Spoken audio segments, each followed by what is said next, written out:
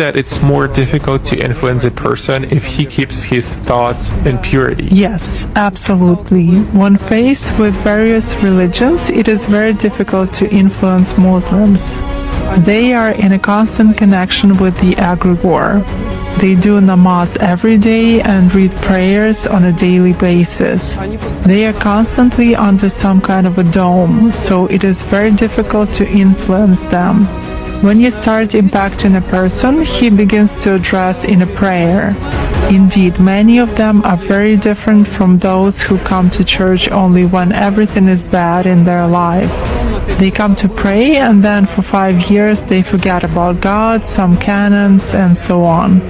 Muslims, as a rule, passionately believe and passionately give energy to their egregore, and this egregore protects them very well. That's why it is very difficult to work to make any kind of influence on a true Muslim believer.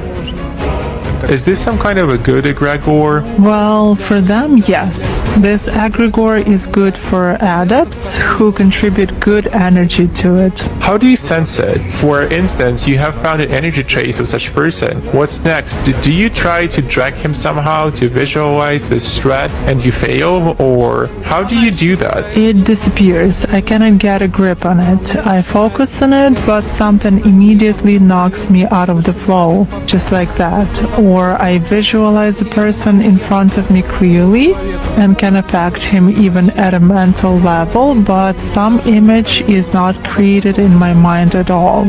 I even look at a photo, reproduce an image, but it vanishes from my mind. Thus, I can clearly see that a person is covered with something. Does this only work with Muslims? It does for me.